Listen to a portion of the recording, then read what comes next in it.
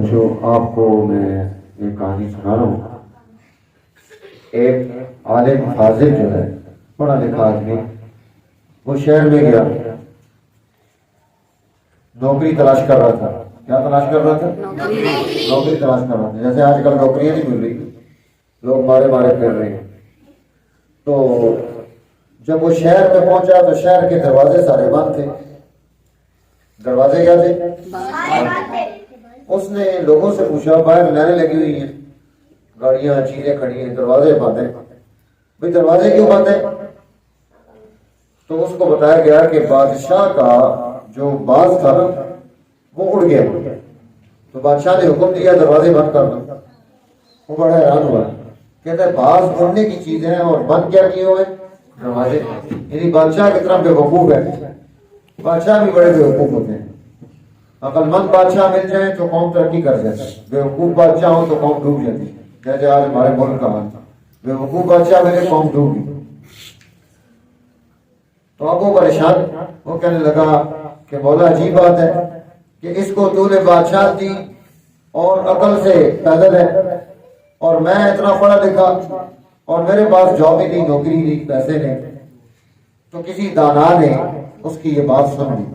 تو وہ اس کو کہنے لگا کہ کیا تم اس بات کو پسند کرتے ہو کہ اس کی بادشاہت اور بے عقلی تمہیں مل جائے اور تمہاری عقل اور علم اور ہنر جو ہے وہ اس کو مل جائے؟ اس نے کہا نہیں، میں یہ تو نہیں پسند کرتا، میں عالم ہوں اور میں پڑھا لکھا ہوں تو مجھے اچھا لگتا ہے کہ میں پڑھا لکھا ہوں. تو انہوں نے کہا پھر یہ علم جو ہے یہ اللہ کا نور ہے اور یہ اللہ جسے چاہتا ہے اسے عطا کرتا ہے. اسے بادشاہت ملی لیکن علم کا نور نہیں ملا. اس لیے علم کا نور اور بادشاہت جب دونوں جمع ہو جائیں تو پھر جو ہے نا یہ قومیں بہت آگے چلی جاتی ہیں، ترقی کر جاتی ہیں. جیسے آپ دیکھو حضرت سیدنا داؤد علیہ السلام، نور نبوت بھی ہے اور اس کے ساتھ ساتھ حکومت و سلطنت بھی ہے، عدل و انصاف اور مساوات ہے، ہر ایک کی ضرورت بھی پوری کر رہے ہیں، اس کا مسئلہ بھی حل کر رہے ہیں.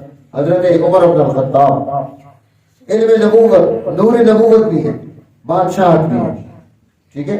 حضرت ابو بکر صدیق، عثمان ابن عفان، تو ان لوگوں نے اس نور نبوت سے، علم نبوت سے انسانیت کو سہولتیں دی، ان کے مسائل حل کر دی.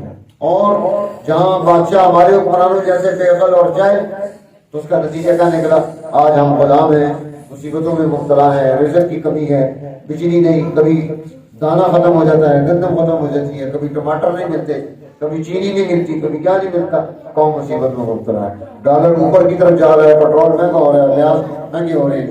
تو یہ ہمارے نالائق اور کم عقل اور بے وقوف حکمرانوں کا نتیجہ ہے کہ وہ پھر ایسے فیصلے کرتے ہیں. اب جیسے اس بادشاہ نے فیصلہ کیا، اس نے کہا سارے دروازے بند کر دو، میرا باز باہر نہ نکل جائے. وہ باز ہے، اس کے پاس اس کے پر لگے ہوئے ہیں، وہ تو اڑتا ہے، اس کو تو دروازے کی ضرورت نہیں. جہاں سے اسے اوپر جگہ ملے گی آسمان کی طرف کیا کر جائے گا؟ اڑ جائے گا، پرواز کر جائے گا.